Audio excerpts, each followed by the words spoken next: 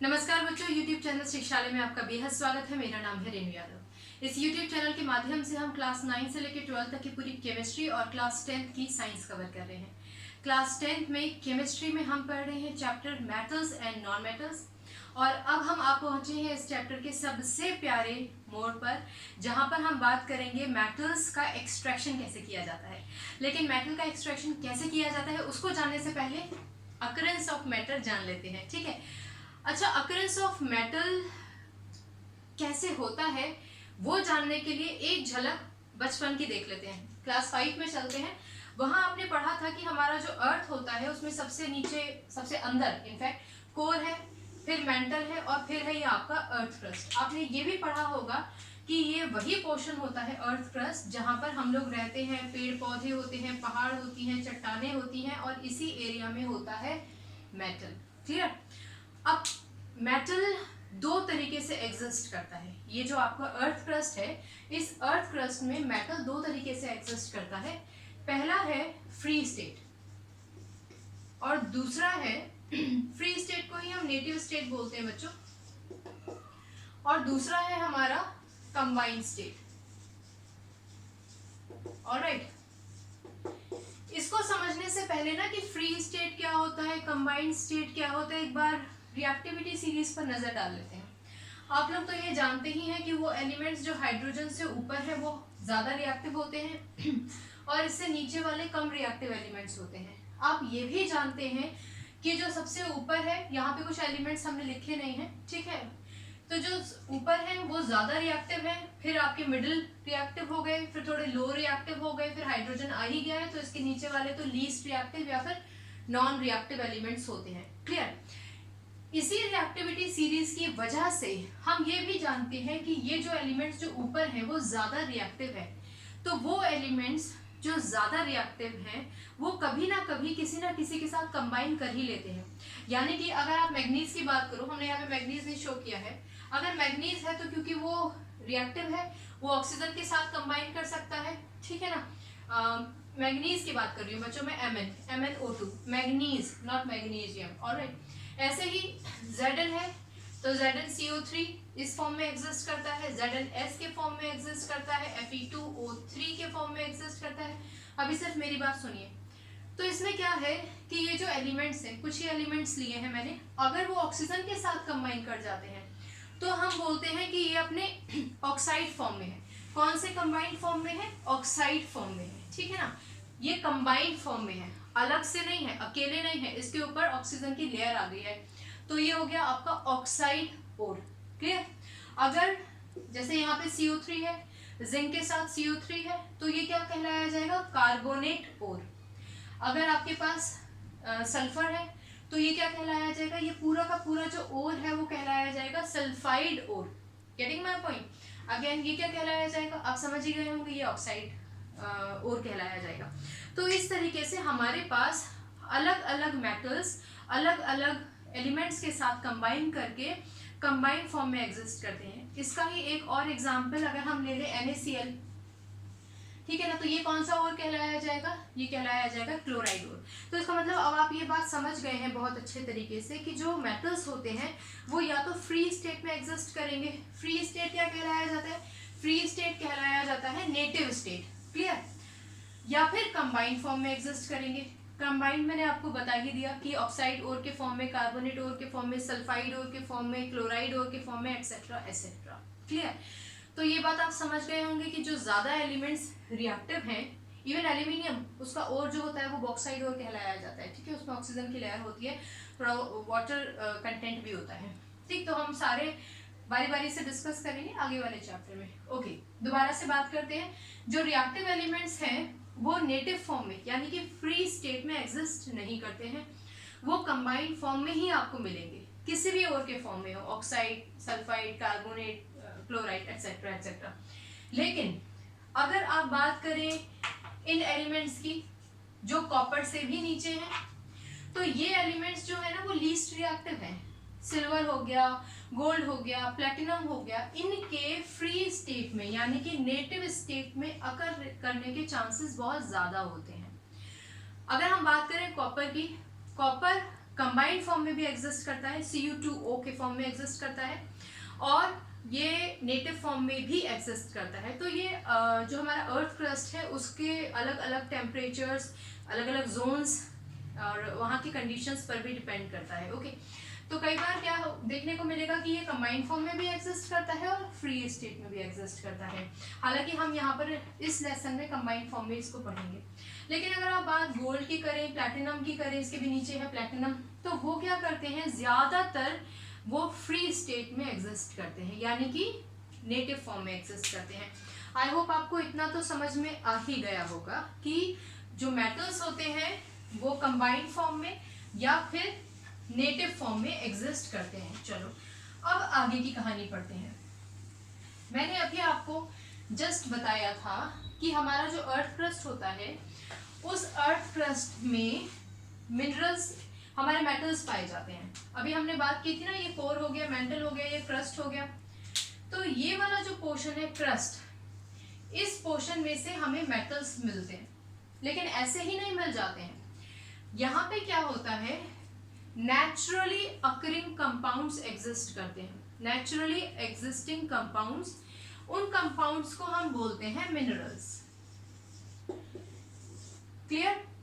Combined form में यहाँ पे कुछ नेचुरली अकरिंग मटेरियल होंगे, तो वो जो आपका नेचुरली अकरिंग मटेरियल है उसको हम मिनरल बोलेंगे। इस मिनरल में से हमें मेटल को निकालना होता है, यानी कि अर्थ क्रस्ट पे मिनरल, और इस मिनरल में से हमें इस मेटल को, कोई भी मेटल जिसका हम एक्सट्रैक्शन करने जा रहे हैं, उसको निकालना होता है।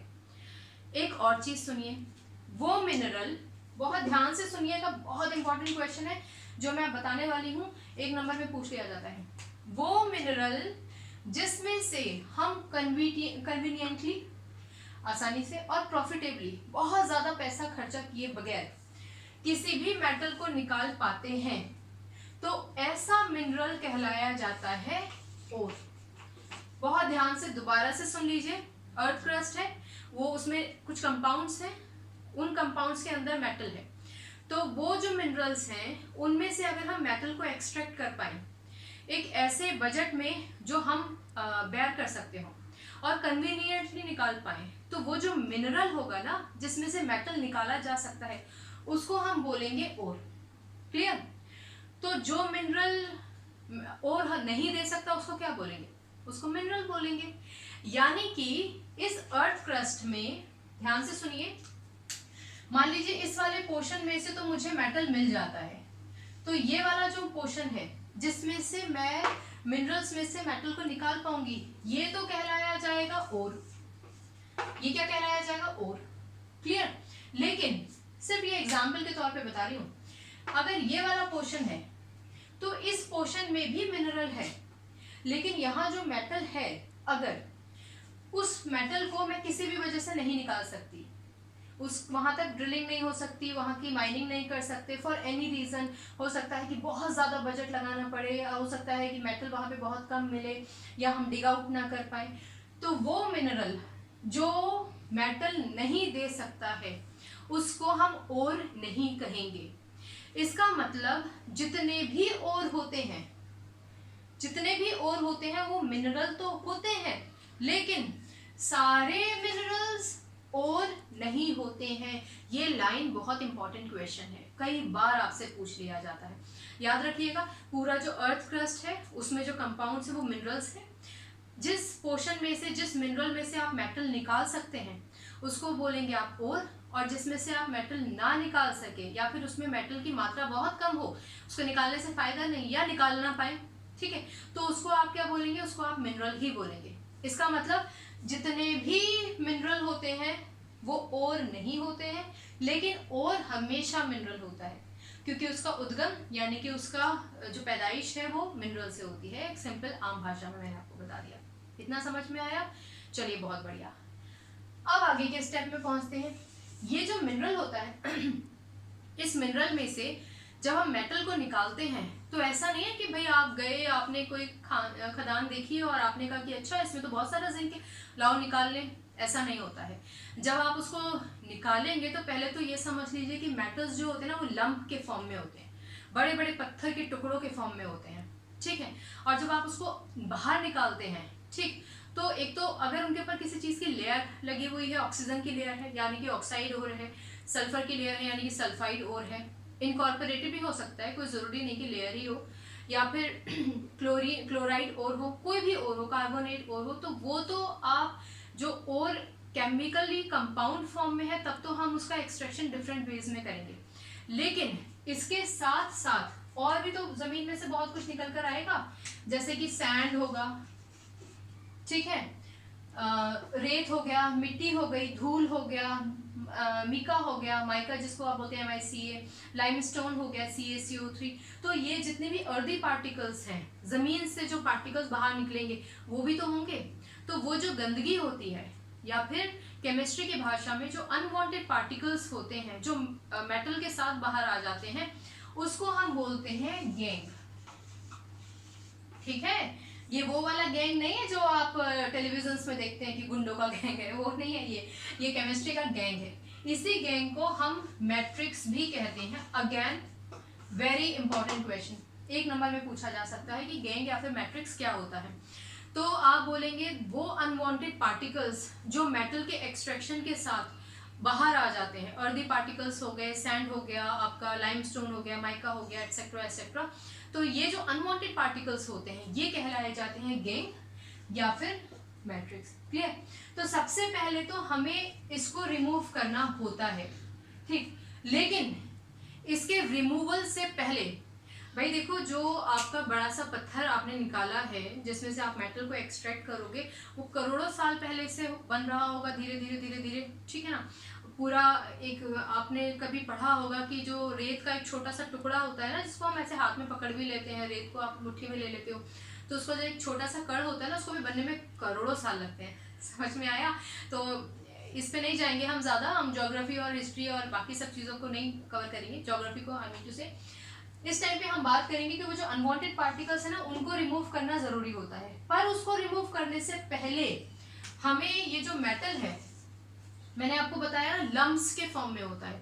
तो कोई भी बड़ा टुकड़ा है और उस बड़े टुकड़े में से आपको मेटल को निकालना है, तो सबसे पहले क्या करना होता है, उस बड़े टुकड़े को आपने छोटे छोटे टुकड़ों में तोड़ना होता है और फिर उसको पाउडर फॉर्म में कन्वर्ट करना होता है। तो हम क्या करते हैं, इसको जॉ क्रशर, ठीक है, जिसको आप क्रशर बोल सकते हो, क्रशर में डाल देते हैं, ठीक, क्रश कर देते हैं, CRUSH, क्रश। इसको क्रश कर देंगे आप, यहाँ तक देखो, इसको क्रश कर देंगे, इसको मत देखो, या फिर आप इसको ग्राइंड कर देंगे, ठीक है। तो ये जो मेथड होता है जहां पर आप किसी भी मेटल को क्रशर में ग्राइंड करने के लिए डालते हो, उसको हम बोलते हैं पल्वराइजेशन, उसको हम बोलते हैं पल्वराइजेशन, ठीक है। एक चीज और समझ लीजिए बच्चों, कुछ चीजें, कुछ टर्म्स हो सकता है कि आपको अपने CBSE या फिर NCERT में ना मिले, ठीक है ना, NCERT ही आप लोग फॉलो कर रहे हैं, लेकिन ये जो चीज़ें हैं ये बहुत ज़्यादा इंपॉर्टेंट है, जो आपको मेरे हिसाब से पता होनी चाहिए। आप आगे जब कंपटीशन दोगे ना, तो आपको ये छोटी छोटी बातें पता होनी चाहिए। मोreover आगे आने वाले क्लासेस में भी आप ये ज़रूर पढ़ेंगे, ठीक। तो पहले पल्वराइजेशन क्या होता है? पल्वराइजेशन होता है कि जब हम मेटल को निकालते हैं तो वो बड़े बड़े लंप के फॉर्म में होता है, उस लंप को हमें तोड़ना होता है, ग्राइंड करना होता है, क्रश करना होता है, और उसके बाद जब हम उसको पाउडर फॉर्म में कन्वर्ट करते हैं, तो that conversion of a lump into the powder form is known as pulverization. Okay, pulverization हो गया। जो ओर था हमारे पास, वो अब हमारे पास रेत पाउडर्ड फॉर्म में आ गया है, ठीक है। अब पाउडर्ड फॉर्म में आने के बाद अब हम शुरू करेंगे अपना main process, and that is known as concentration of ore. बहुत ध्यान से सुनिए, कंसंट्रेशन ऑफ ओर, इसका मतलब ओर की सफाई करेंगे। आप समझ रहे हैं ना, अब तक तो याद रहेगा। मिनरल्स में से मेटल अगर मिलता है तो वो ओर कहलाया जाएगा। ओर जो होगा वो बड़े बड़े लंप के फॉर्म में होगा, तो उसको क्रशर में डाल दीजिए, जॉ क्रशर में डाल दीजिए, उसको अच्छे से ग्राइंड कर दीजिए, पाउडर फॉर्म में कन्वर्ट कर दीजिए। ये प्रोसेस कहलाया जाएगा पल्वराइजेशन। और उसके बाद अब हम कंसंट्रेशन ऑफ ओर करेंगे, ठीक। कंसंट्रेशन ऑफ ओर समझने से पहले एक चीज और समझ लीजिए, मेटलर्जी, ठीक है। मैंने आपको बताया पल्वराइजेशन तक। अब हमारे पास अलग अलग ओर्स हैं, कोई सल्फाइड ओर है, कोई ऑक्साइड ओर है, कोई क्लोराइड ओर है, कोई कार्बोनेट ओर है। तो अलग अलग ओर में से मेटल्स को जो निकालने के प्रोसेसेस होते हैं ना, उसको हम बोलते हैं मेटलर्जी। यानी कि metallurgy is the process of extraction of a metal from its ore by different processes, by various processes. Okay, so that is known as metallurgy. Again very important, पूछ लिया जाता है। ठीक है, तो पहला मेथड है हमारा कंसंट्रेशन। पहला मेथड नहीं है बल्कि ये पहला स्टेप है। जो मेटलर्जी है ना, उसमें कई सारे स्टेप्स होते हैं, वेज तो होते ही हैं अलग अलग, लेकिन स्टेप्स भी होते हैं। तो हर एक ओर में से जब आप मेटल निकालोगे ना, तो कंसंट्रेशन तो आपको सभी का करना होगा। ठीक, कंसंट्रेशन ऑफ ओर हमारा पहला स्टेप है, step number 1। Concentration of ore is also known as enrichment of ore, is also known as enrichment of ore, is also known as dressing of ore, and is also known as benefaction of ore। ध्यान से सुन लिया आपने? आपकी किताब में आपको मिलेगा concentration of ओर या फिर एनरिचमेंट ऑफ ओर, लेकिन इसके दो और नाम होते हैं, ड्रेसिंग ऑफ ओर या फिर बेनिफिकेशन ऑफ ओर। ऑलराइट, तो कंसंट्रेशन ऑफ ओर हमारा पहला स्टेप है मेटलर्जी का, जो होना ही होना है। आपका ओर भले ही कोई भी हो, लेकिन कंसंट्रेशन ऑफ ओर तो होना ही है उसमें। अब कंसंट्रेशन ऑफ ओर होना है तो भैया इतना जरूरी क्यों है, उसके बारे में थोड़ा सा जान लेते हैं। ओके, इसको हटा देती हूँ मैं। मैंने अभी अभी आपको गैंग या फिर मैट्रिक्स के बारे में बताया था, यानी कि वो अनवांटेड इम्प्योरिटीज जो मेटल के साथ ही बाहर आ जाती हैं ओर में, तो उसमें से हमें मेटल को अलग करना होता है, इम्प्योरिटीज को अलग करना होता है।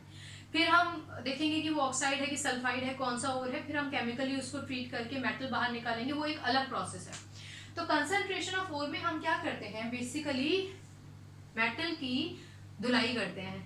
जो हमारे पास पल्वराइज्ड आपका जो क्रश होके ओर आ गया है ना, उसकी हम धुलाई करेंगे। तो उस धुलाई में क्या होगा कि जो धूल, मिट्टी, कंकड़, पत्थर, छोटे मोटे जो कुछ भी रह गया है, लाइमस्टोन वगैरह, वो सारा वॉश आउट हो जाएगा। ओके, कैसे होगा? ज्यादातर इसमें कंकड़, पत्थर और सैंड वगैरह ही रिमूव होते हैं। तो बहुत ध्यान से सुनो, 1 मिनट होल्ड करो, just a minute. Alright, come back. अभी मैं यहाँ पे एक एग्जाम्पल के तौर पर आपको बता रही हूँ, आप उसको ध्यान से सुनिए, बहुत ध्यान से सुनिए, फिर बोर्ड पे समझाऊंगी। मान लीजिए कि मेरे पास ये एक प्रैंक है, वुडन प्रैंक है, मान लीजिए, मैं इसको बोर्ड पे समझाऊंगी, ध्यान से सुनिएगा, इस प्रोसेस का नाम बाद में बताऊंगी।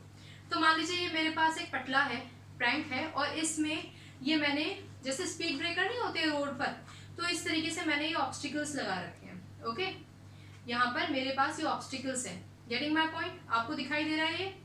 You are able to see it?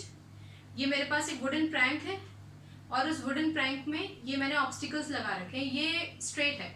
अब मैंने इस पे ओर को बिछा दिया है, उस ओर पे गंदगी भी है, जो सैंड वगैरह था, मिट्टी वगैरह थी ना, वो कंकड़ पत्थर, वो सब कुछ है यहाँ पे। अब मैं क्या करूँगी, यहाँ से इस पोर्शन से स्ट्रीम ऑफ वाटर बहुत हाई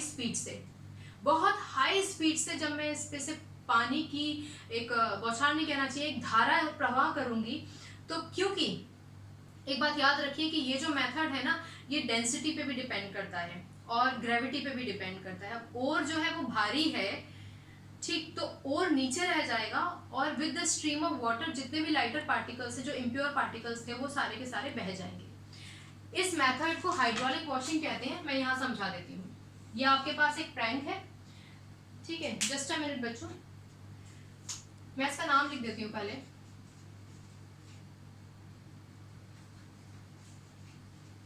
हाइड्रोलिक वॉशिंग, ठीक है। हाइड्रोलिक वॉशिंग को हम लेविगेशन भी बोलते हैं, और इसको आप ग्रेविटी सेपरेशन मेथड भी बोलते हो। ग्रेविटी सेपरेशन मेथड, कंफ्यूज नहीं होना। हाइड्रोलिक वॉशिंग, क्योंकि हाइड्रो पानी से जुड़ा हुआ है, इसलिए हाइड्रोलिक वॉशिंग, इसी को हम लेविगेशन बोलते हैं, और इसी को हम ग्रेविटी सेपरेशन मेथड बोलते हैं। ओके, अब ध्यान से सुन लीजिए, जो मैंने अभी मेथड समझाया था आपको, उसको मैं दोबारा यहाँ बोर्ड पे समझा रही हूँ। इसमें क्या होगा कि आपके पास मान लीजिए एक प्रैंक है, ठीक, ये आपके ऑब्स्टिकल्स हैं, ऑब्स्टिकल्स का मतलब कि मान लो ये सब एक ही साइज के हैं, ये जैसे स्पीड ब्रेकर नहीं होता है वैसे हैं, ओके।